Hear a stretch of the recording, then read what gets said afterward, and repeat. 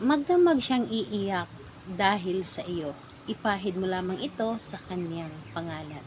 Hello mga guys, kumusta kayo? Panibagong araw, panibagong video na naman tayo. And sa araw na ito ay isa na namang video ang aking tuturo sa inyo na simpleng gabay o simpleng pamamaraan na makakatulong sa atin.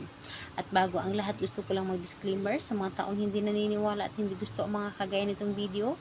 Please skip this video and maghanap kayo ng videos na gustong gusto nyo dahil ang video na ito ay para lamang ito sa mga taong naniniwala and gusto mag-try.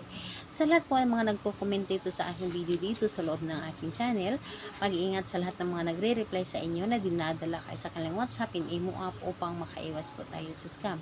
Ngayon po ituturo ko sa inyo paano kayo or paano siya iiyak dahil sa iyo. So, ayun po, kailangan natin dito ng ating gagamitin. Kailangan mo dito maghanda ng ballpen or panulat. Kailangan mo dito ng isang maliit na pirasong papel. Kailangan mo rin dito ng sili, yung maanghang na sili.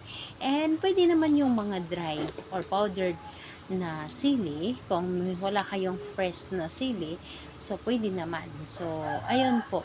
Ito lamang ang dapat nating ihanda. And syempre, kapag handa na yung ating gagamitin, syempre handa rin natin ang ating sarili.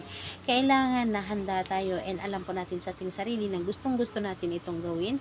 Kailangan na naniniwala ka at hindi ka nagdududa sa isang ritual. Dahil kapag nagdududa ka, wag mo na lamang itong tangkaing gawin dahil masasayang lamang ang iyong oras sa paggawa nito and walang mangyayari. Dapat po ay buwang iyong tiwala at paniniwala. So ayun, kapag ready ka na ay umpisahan mo na ito. Dito sa isang maliit na papel, isulat mo lamang dito ng 3 ulit ang kanyang pangalan. So, 3 beses po, 3 line po, pangalan niya at apelyido. And kapag naisulat mo na dito ng 3 beses yung kanyang pangalan at apelyido, ang sili na ito, yung tatas ng sili na ito, ay ipahid mo dito sa kanyang pangalan at apelyido. And habang pinapahid mo ito sa kanyang pangalan at apelyido, sabihin mo dito pangalan niya, apelyido, at sabihin mo, iiyakan mo ako magdamag. Pangalan, apelyido, iiyakan mo ako magdamag. 3 ulit po habang pinapahid mo dito sa kanyang pangalan ang sili na ito. Pangalan, apelyido, iiyakan mo ako magdamag. So, ayun po. Yung taong yon ay iiyak ito para sa iyo.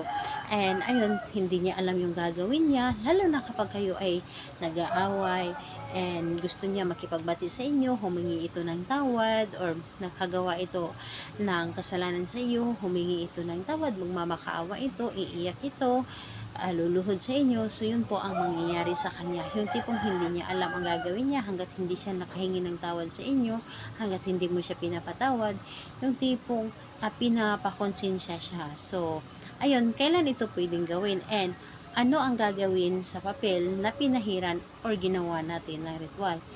Tupiin mo lamang ito or kung meron ka mang box na maliit, ilagay mo doon sa box na maliit at itago mo lamang doon sa inyong drawers, sa loob ng inyong damitan. So, yun po, pwede mo siyang itago or kahit anong pwede mo siya na itago, kahit hindi naman box or kahit sa sapatos, doon pwede po.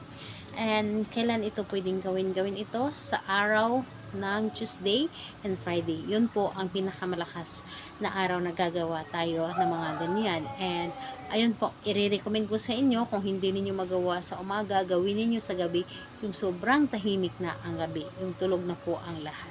So ayun po, salamat po sa inyo. Bye bye everyone. God bless us all.